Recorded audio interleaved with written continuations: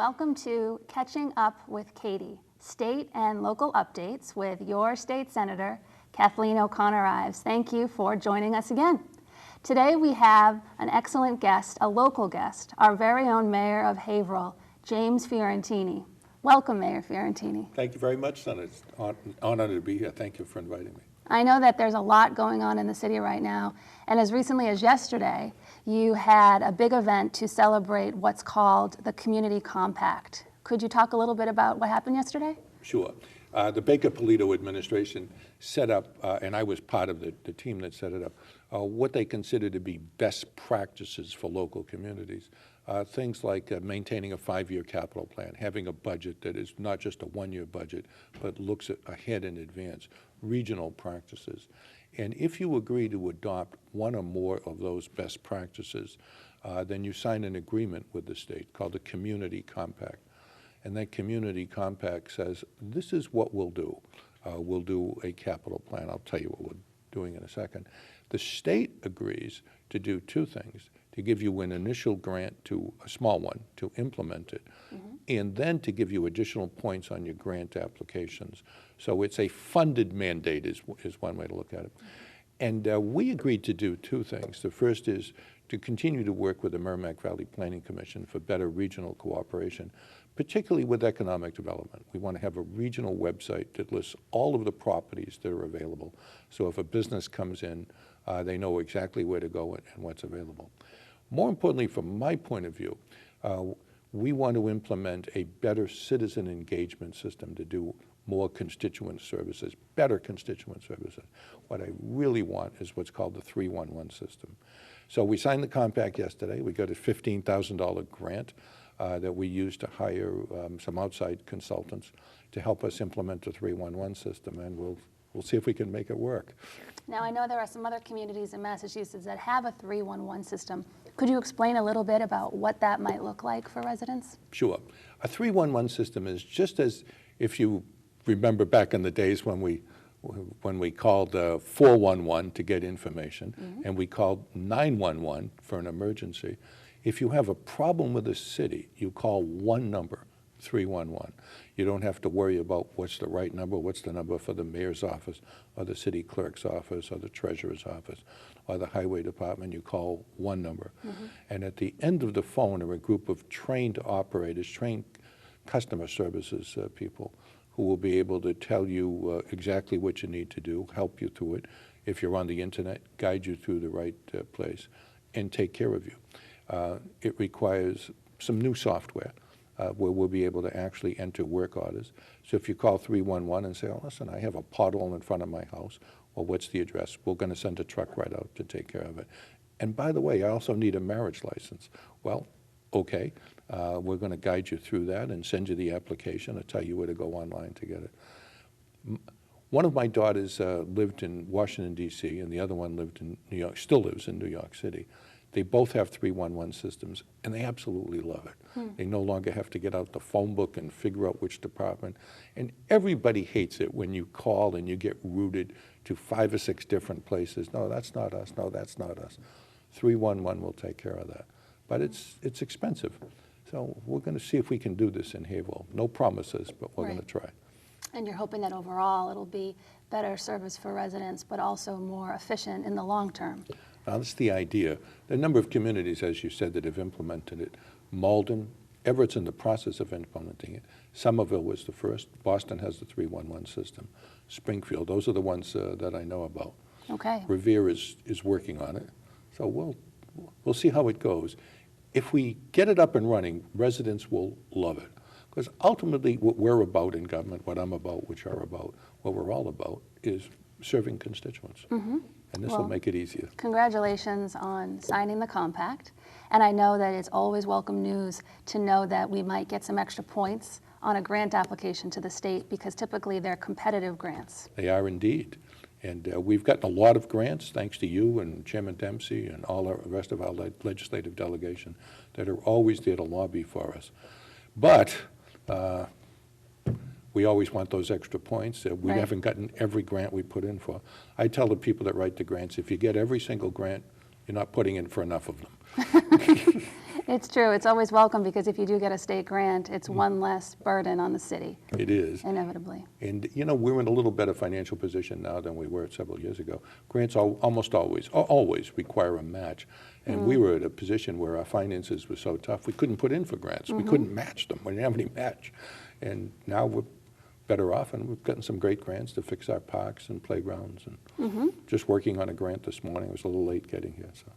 Well, related to this idea of fiscal constraints, what, in your opinion, during your work as mayor, would you identify as currently a great success that Haverhill is experiencing, as well as, on the flip side, a challenge that the city is experiencing? Well, the success is our growth, particularly our growth downtown and along the waterfront and in our parks and playgrounds. But the success has been our growth.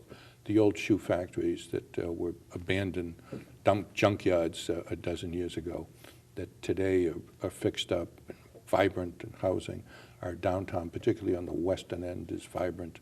We have 850 new residents living there, about $15 million in new investment in our downtown, a new parking garage, new boardwalks, sidewalk dining. It looks wonderful. I grew up here in Haverhill. All four of my grandparents had Washington Street businesses. My father's parents had a good little grocery store. My mother's parents had the Roma restaurant. And downtown for 30, 40 years, that end of downtown was dead. And that's been our great success, and I'm very, very proud of that. The challenge always has to do with money. The demands are insatiable, but the money is quite limited, is quite satiable. And we're going to have a tough budget again next year where healthcare costs are going to go up by 12.5%. And you don't have to be an economist, you don't have to be a rocket science to figure this. The healthcare budget is $22 million. If that goes up by 12.5%, but your taxes can only go up by 2.5%, something else has to give. There is no other way to do it. 85% of our operating budget is police, schools, and fires. The other 15% has been devastated over the years. We've cut back on everything. So if you have to cut, the cuts are always in places where none of us want to cut. We all want to cut. We all want to go through the line and want to go through the budget and find a line that says waste, but there isn't any such line that says that. Right. Those are our challenges. Money. I'm very familiar with it. I'm sure you are. I also think that residents might typically wonder, for the mayor, what is a typical day like for you? And maybe there is no typical day, but could you walk us through perhaps what a day or two might look like for the mayor? I go out for coffee every single day, and I try to meet residents. I go around 365 places, but there's a lot of great places. I go to different places in Haverhill, and I try to talk to constituents. I try to get to my office right around 8 o'clock in the morning. Many times I drive around the city for a few minutes, just looking for people or potholes, streetlights, et cetera. Then I meet with people in my office. I have a lot of meetings. I try to get out into the community as much as I can. And many times at night, there's nighttime meetings. There was a school committee meeting last night. I think Wednesday night I had off. Monday night there was a recycling committee meeting. So you start in the morning, you end at night.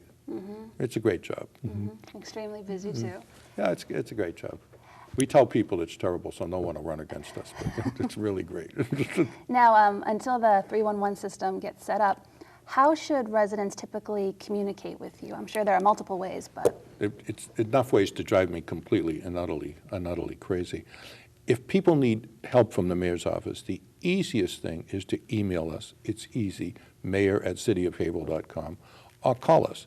The numbers, if there's still phone books in the phone book, 978-374-2300, easy to remember, or email us, or go onto the city website and go under Mayor Fiorentini's 24-hour constituent services.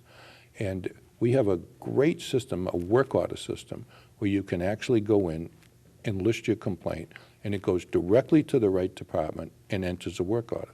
So, for example, if you have a pothole in front of your house, you go into the work order system, there's a flip-down menu. It's easy to use, not as easy as I want it to be. and you enter that there's a pothole. You enter the address. It goes directly to the highway department. They actually print out a work order so that the men and women coming in the next morning see it, and they go out and they fix the pothole. It's that simple. And the same thing for all of the other things, building permits, city clerk's office, et cetera. Use our website if you're on the computer. And if you'd rather call me direct, give me a call.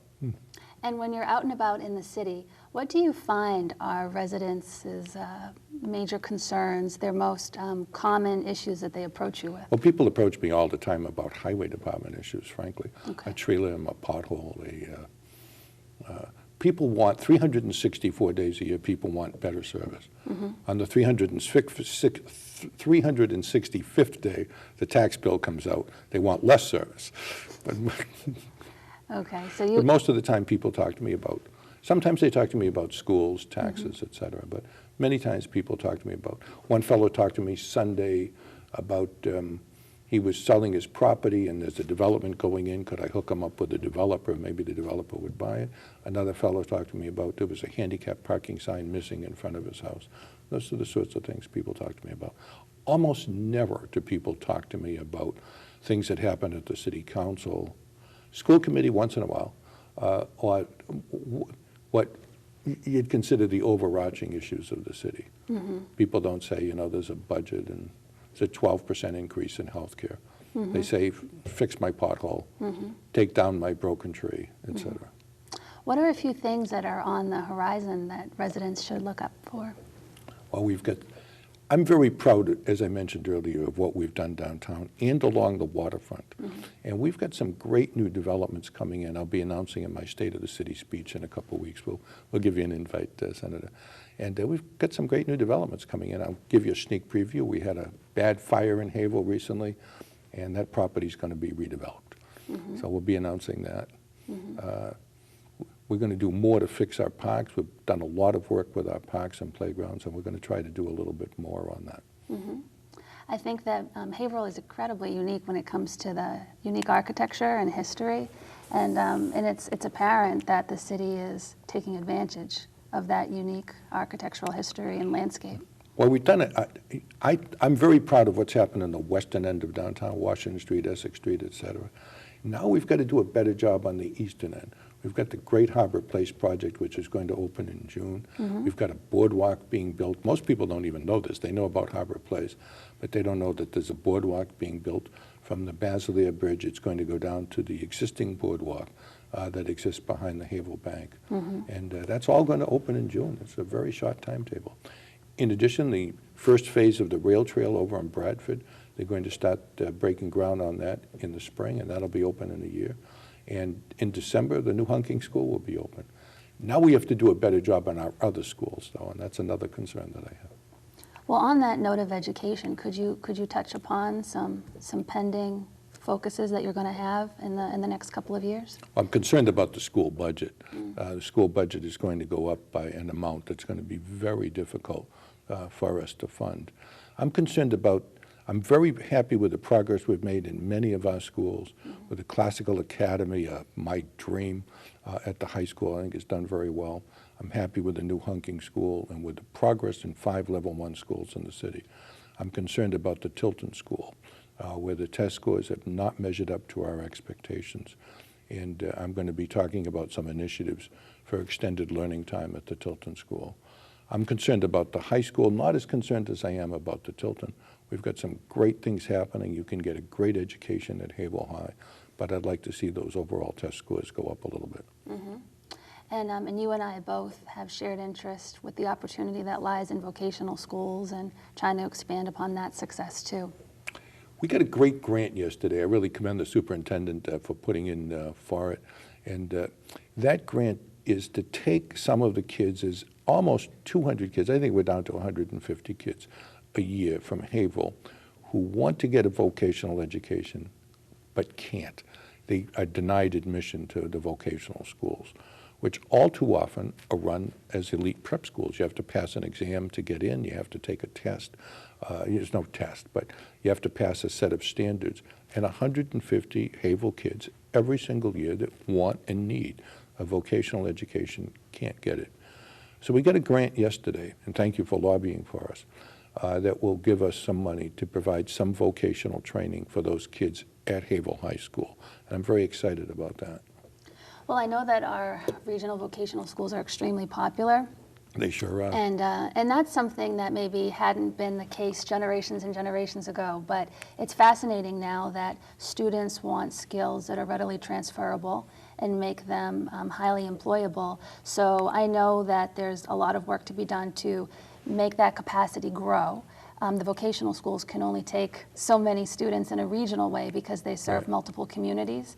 And I know that there are economic development bills that are pending at the State House, which have a strong focus on making sure that that capacity can be expanded, because if something is successful and it's in demand, then we need to support that. The reason they turn kids down is really simple. They're good schools. Kids want to get into them.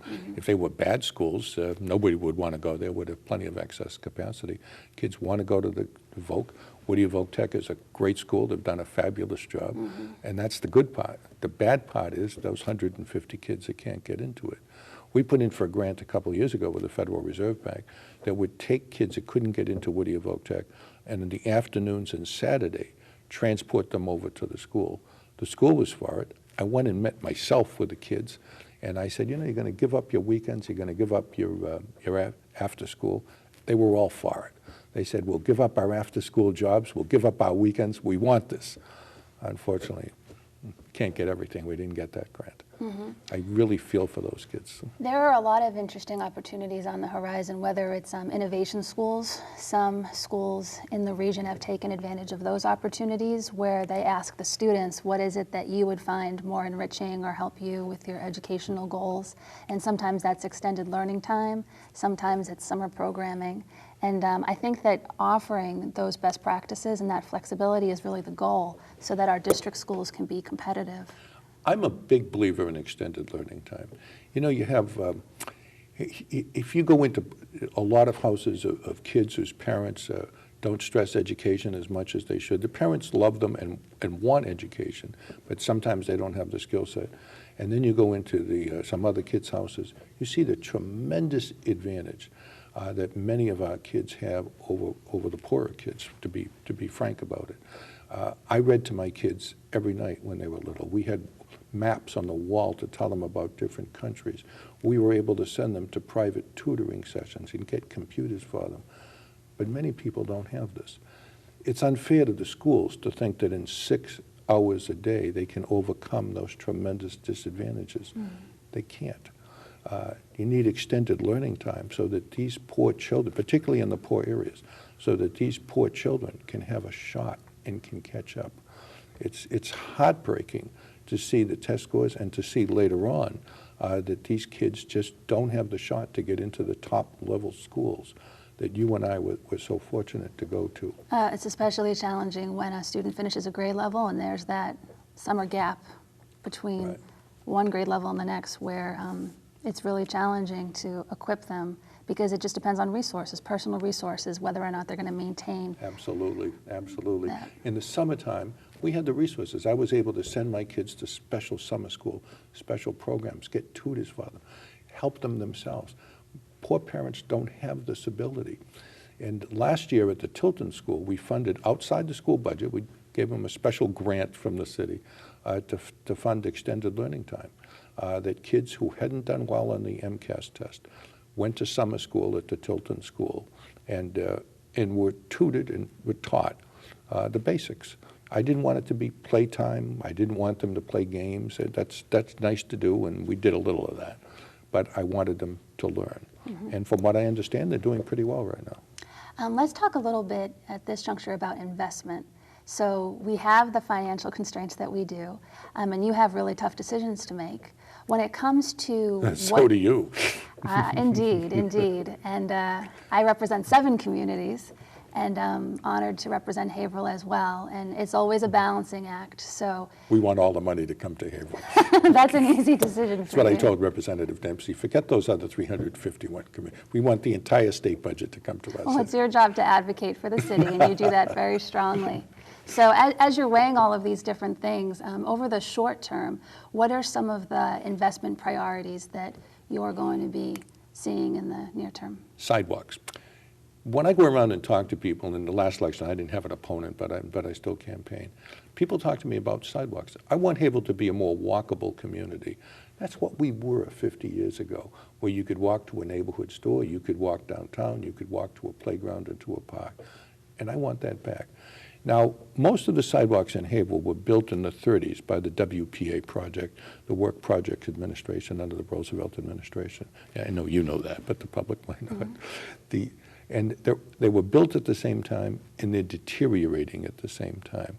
So I'm going to ask this year for $1 million in one-time money, in capital money, to go into fixing our sidewalks. That won't come anywhere close to what we need, but it's a start. A journey of 1,000 miles starts with a single step.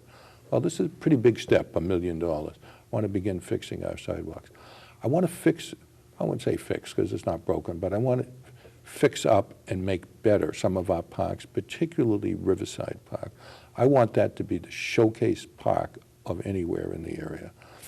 And then I want to tackle more of our schools. I want to tackle it in a couple of years. It's going to take a couple of years to try and get on the state list, et cetera.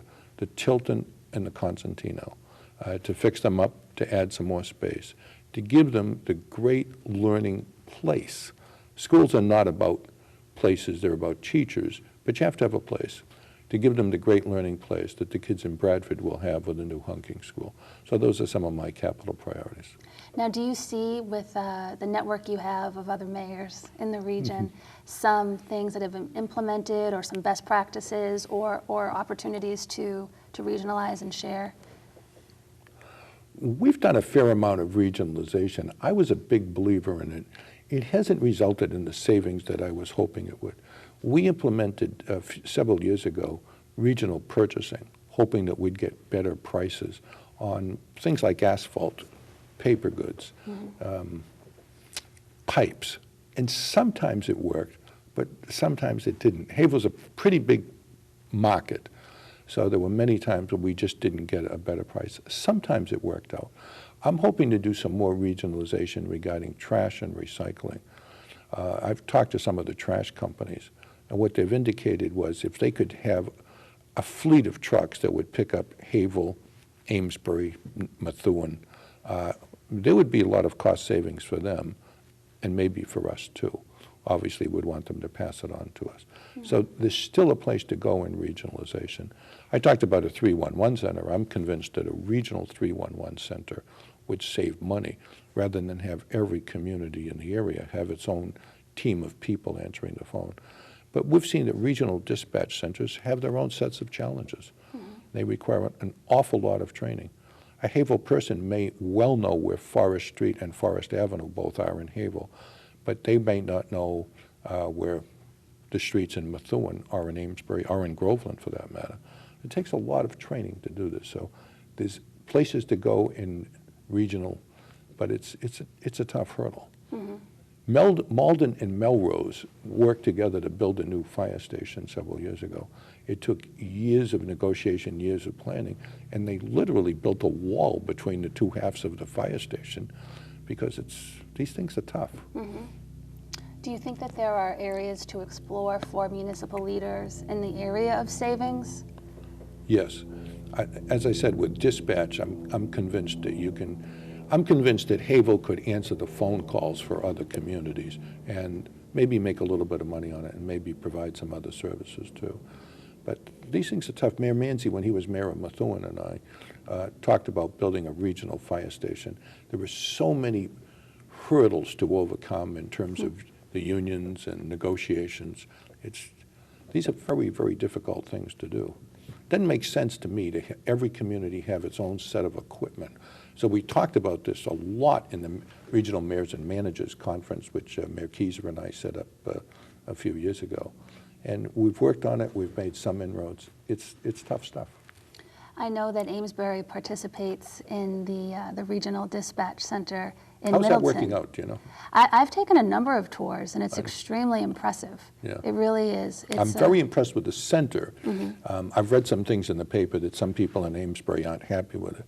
I don't know if that's a tiny number or a majority or what? I don't know anything about that. Yeah, no, I'm not familiar with that because not only does that regional dispatch center handle all of the calls for Amesbury, but they also have a separate area that takes all of the regional cell phone calls that you can see get an immediate professional response because the people that are employed there want to make a career out of dispatch. Yeah. And it's state-of-the-art software, and there's a lot of duplication so that if a system goes down, that entire center would never be disabled. So I took a tour myself. They weren't up and running, but they were just putting the software in. I was quite impressed. Mm-hmm. And former Mayor Keyser and I talked quite a bit about it. I was quite impressed with what they were doing. I want to see it work. Mm-hmm. Somebody told me yesterday that there was some dissatisfaction, but whenever you lay people off, which is what happened at Amesbury, or even if you allocate them to a different job and you bring in some regional center to do it, you're going to have people that get angry at you. That's part of running a government. Mm-hmm. Not everybody loves you. And change is always hard. Oh, you know, new systems. I tell anybody that works for me, if you come up with something that you think is a win-win, look carefully, because there's no such animal as a win-win. Mm-hmm. When two people win, there's a third person somewhere that's mad, that lost. Mm-hmm. Just the way it is. Before I was in the state senate, I was on a city council, so you sure were. I definitely appreciate the challenges of local government because you're making decisions that affect the people that you live with every single day. And I also know that so much change can happen in a positive way or a negative way at the local level. These aren't small decisions. They're the ones that impact people the most closely. And do you find that there are opportunities for residents to get engaged at a volunteer level? We serve an elected office, but it doesn't have to be that you have an official title in order to make contributions to the city. Well, the best opportunity to serve is on our boards. We couldn't run, Haverhill could not operate in any effective way without volunteers on boards. The planning board, the board of appeals, the board of health, the zoning board, and volunteer boards that I've set up, like the recycling committee, the energy management committee, et cetera. These boards are critical to us. Mm-hmm. And we always need people. We always have vacancies on boards. So there are vacancies right now on different boards? Absolutely, positively. Okay. You know, one thing you asked earlier about challenges. We lost, over the decades, we lost all of our shoe factories in Haverhill, every one of them gone. And then we lost West Electric. During my tenure, gone. And it was in North Andover, but they were our biggest employer. And then the paperboard. When other communities have lost their major employers, the communities have died. If you look at Dayton, Ohio, and Detroit, Baltimore, Maryland, people left. They left in droves. Our people stayed with us. Our population grew rather than shrunk. Our business community came back. Other businesses came in. So I really want to thank our residents and our business community. They stuck with us. Had they not done so, would have been tough. Mm-hmm. Well, that's a really positive note to end things on. And I thank you for taking the time to be on this show. I'd love to have you back because I know that we can talk about many more things that are on the city's horizon. And I know that residents, as you explained, can find you easily and maybe submit a letter of intent and a resume for one of those open board positions. Send me a note, mayor@cityofhaverhill.com. We're happy to have you. Thank you, Mayor. Thanks a lot, Senator. I've enjoyed the conversation. Thanks. And thank you again to everyone who took the time to join us for another edition of Catching Up with Katy. Thank you for joining us.